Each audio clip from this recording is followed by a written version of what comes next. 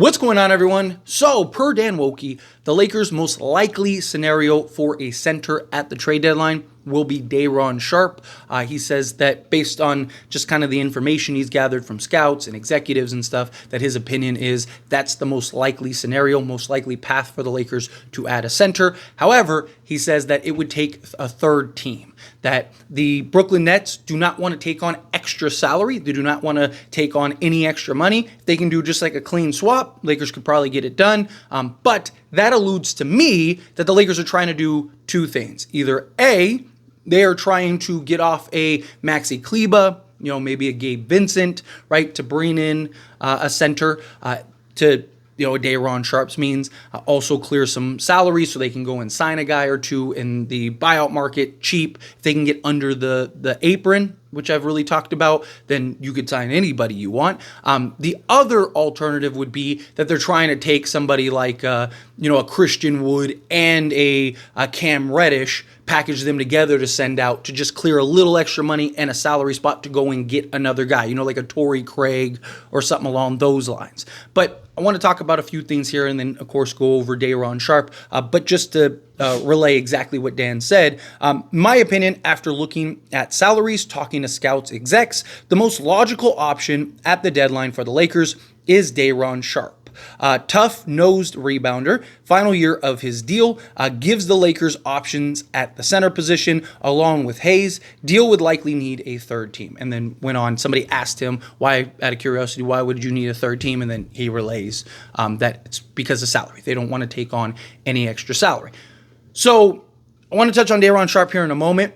I hope, something that I've talked about a lot recently, and I'm kind of trying to put it out in the universe, right? Hopefully Rob Pelinka watches the channel, right? But if they can take a Kleber and something else or whatever and get under the first apron, they would need to clear about 9 to 10 million, right? Problem is just like a Kleber by himself wouldn't clear the 9 to 10 million. It would clear most of it, but they'd have to also send out like a Cam Reddish or something. So can they, through a third team, right? Can they do something with like maybe a second and a pick swap, right? Can they send a pick swap plus Kleber to say like a Detroit or something like that? Somebody that can absorb his contract, right? Maybe they send out an extra guy or whatever. And then can the Lakers maybe do like a Christian Wood for Day'ron Sharpe trade? And then that would be enough cleared out to drop what they need to drop below the apron, and then also get their center. So they got their center, right? They still have all the rotation pieces. They still have everything. If they want to make another move, they could still make another move. But if they don't want to make another move and they want to kind of just wait until the offseason, at least they got their center. And now you also cleared off, a roster spot. On top of clearing off a roster spot, you got under the first apron, so now you no longer have any restrictions in order to sign guys in the buyout. Because right now, the Lakers can't sign anybody making more than $12.8 million, which is the mid-level exception, right? So if I see a lot of people that are like, just wait till Lonzo gets bought out, or a Bruce Brown, or any of these guys, right? Doesn't matter. If anybody making more than $12.8 million gets bought out, Lakers at this point can't sign them. They could free up 4 roster spots. It doesn't matter. They have to get under the first apron. So fingers crossed, that's what the Lakers are trying to work on. We just saw little brother and the Clippers do that. Did the same thing so they could be real buyout candidates. I still believe that that's the only way the Lakers can solve everything that they need to solve, right? Because you could get a Day'ron Sharpe and then maybe somebody like a Bruce Brown or Alonzo see that and go like, hey, wait a minute, they're under the first apron. I can request a buyout and go over to the Lakers, and then now they got their, point of attack guard plus their center, and they didn't lose anything, right? You'd still have Gabe if you wanted Gabe. If you're not sending out Gabe, you'd still have Rui and all these other guys that you can finish the season out and then kind of retool, reevaluate into the offseason. That could be something very beneficial. But to get into Day'ron Sharpe, right? I really like Day'ron Sharpe. We have talked about Day'ron Sharpe a ton on this channel, just because, again, he's a cheap option.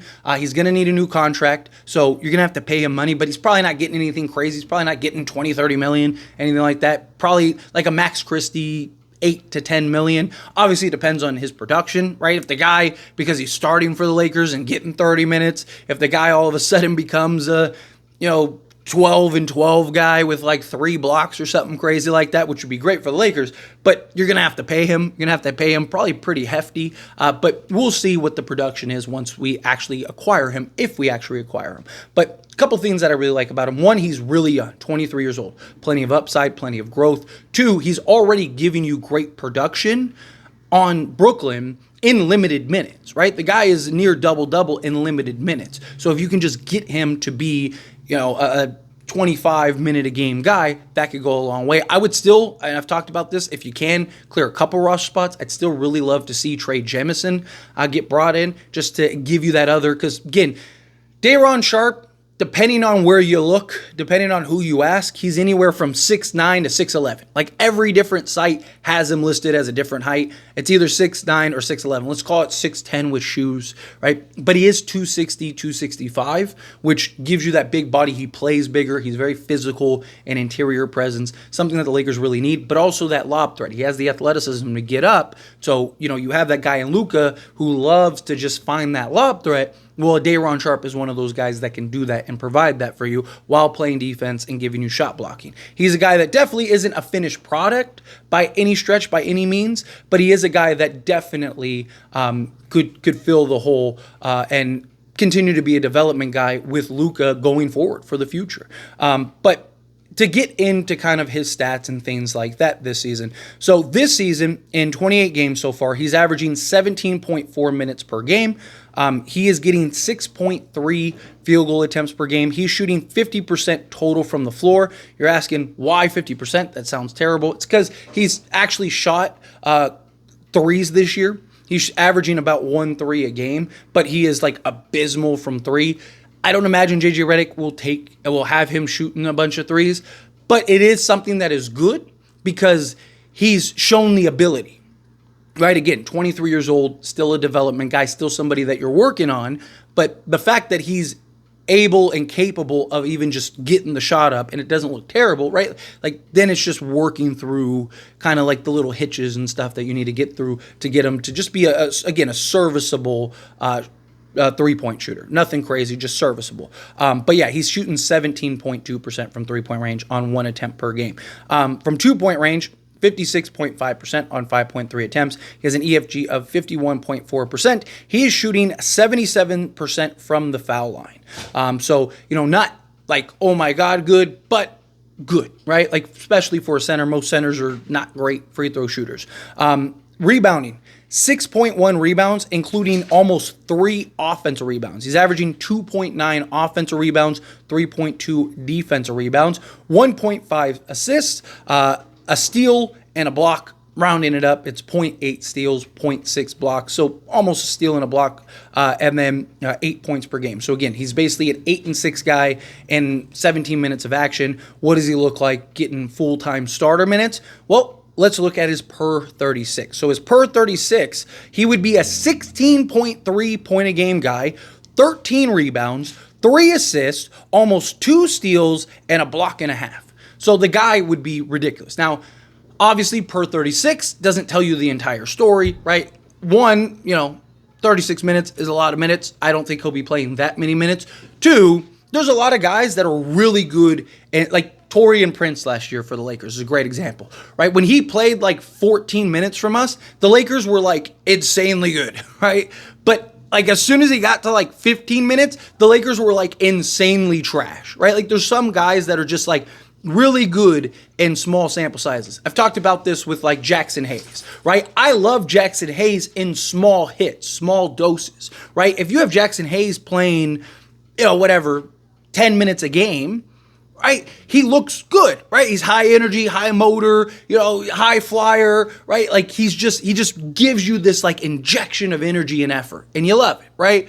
But you see, the longer he plays, the worse it seems like he gets, right? Because then you start seeing the lack of discipline, you start seeing the lack of proper positioning, you see the youth and just inexperience and just all of the flaws start to kind of rear its head a little bit, right? So there's some guys, I'm not saying Day'Ron will be that guy, But we don't know. He's playing the most minutes he's ever played for his career at 17. We've never seen him in like 30-minute role. He's had games, and he's looked very good in those games. But a game here and there, and actually like, no, now you're our starter. You're the guy.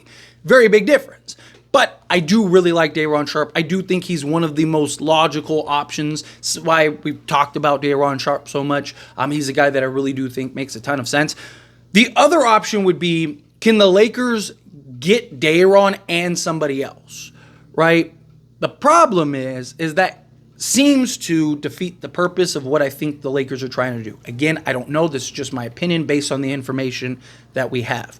But it sounds like the Lakers are trying to either A, get under the apron, or B, trying to free up a roster spot to bring in another guy. So it's not just like a Day'ron Sharpe. It's like, hey, we're bringing in, again, Torrey Craig, Chris Dort. Probably try to replace Max Christie to an extent if they can, right? So my guess is that that's probably the route they're going. So if they get another guy or two, then chances are that will probably ruin that, unless you get a third team and the third team is willing to take on a bunch of stuff, but we'll see. Again, I really like the idea of like, can you send Maxi Kleber to a team like Detroit, just using Detroit as an example, because they have enough money to literally just take Kleber.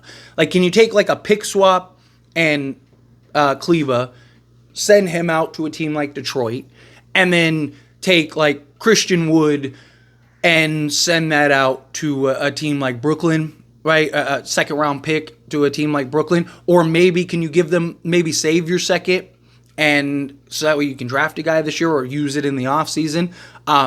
Do you save the second, maybe get another pick swap, right? So you still have your first and your second, and then maybe do a pick swap, and then maybe convince them like, hey, take Hayes and Reddish. You can waive one of them. You're terrible this year. Like, take Hayes and Reddish. We'll give you a pick swap instead of a second, so you have like this first. If that's a little more enticing, I don't know if it would be because we have Luka, but if it is, then you could send out 2 pick swaps, get under the apron, free up 2 roster spots, and bring in your center. So now you have your center, you have a guy, you have 2 spots now that you can use for the buyout market to bring in one of these higher end buyout guys, and maybe even like a lower end, or like I said, bring in a Trey Jemison or something like that. Just gives the Lakers some options and flexibility in that department. But let me know your thoughts and opinions down in the comments below. What do you think? How do you feel? What are your thoughts? Do you love the idea of Day'ron Sharpe? Do you hate the idea of Day'ron Sharpe? You kind of mixed in the middle. However you feel, whatever your thoughts are, I'd love to hear it either way. So let me know down in the comments below. That being said, if you haven't liked this video, hit that like button. Helps me a lot. So we enjoy these types of videos. I truly appreciate it. Not subscribe channel, hit that subscribe button. Turn on the bell notifications. Appreciate y'all. See you in the next one. Thank you.